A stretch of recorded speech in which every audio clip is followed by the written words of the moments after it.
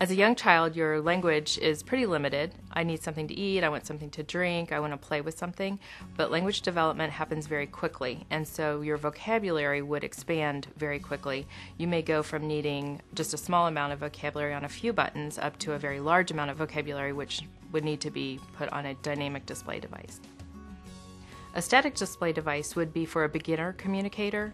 It would be something that you might start with. It's more activity based, so if with a young child you might get the bubbles out or a book out, and you might have a static display device that would have choices for them to make during that activity. But the vocabulary is more limited and does not navigate through other pages. It would stay on that one screen. A dynamic display device would be needed if you have someone who has really good comprehension of language. They understand a lot, but they're not able to give you their messages expressively. So they would need a large amount of vocabulary to be able to convey a specific meaning or a specific message. A dynamic display device stores a lot of vocabulary in a nice, small, portable device.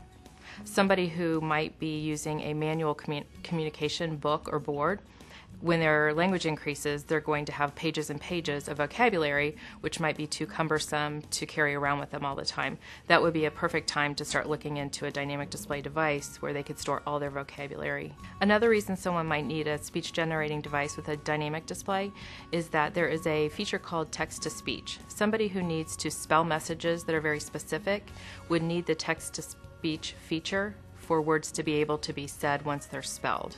So they would spell their message out and then the device would say the message for them. Word prediction is a feature that's used with text-to-speech on a dynamic display device that will guess what words you are trying to spell. For example, if you were going to spell hello, you would hit H, then E, and all the HE words are going to pop up, and then you would see hello and spell it. It is a time-saving feature for people who are motorically involved and might need to speed up their communication. It would help them significantly. Dynamic display devices are very good for kids with visual impairment for a few different reasons. One would be that you can adjust the size of the buttons on the screen. So if you need enlarged buttons for someone with visual impairment, that's a really good way to make an accommodation for them. Secondly, the dynamic display devices also allow you to have auditory cues or prompts. So you're going with their auditory mode, which may be stronger than their visual mode. So that's also a huge help to them. And another reason for visual impairment is sometimes the lit screen will be more attractive to someone with visual impairment, so they can focus more on the screen and therefore focus more on the picture symbols on the screen. There are a variety of dynamic display devices available through a variety of manufacturers. They're very similar in that they function the same way with buttons that you activate with picture symbols, letters, messages. They may also have some individual features as well. A variety of language systems are available on different devices.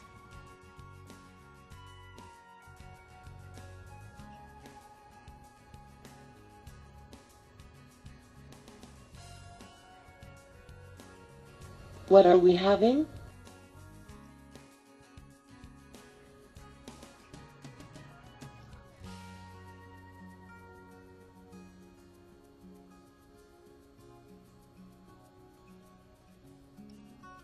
I want to go to the restaurant. I like cats. I like cats. I want to play toys. I want to play toys.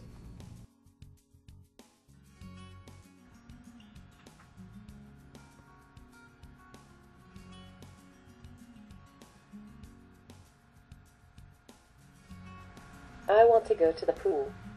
The best thing to do would be to get an evaluation by a speech-language pathologist who would help you determine which of those devices would best meet your child's needs.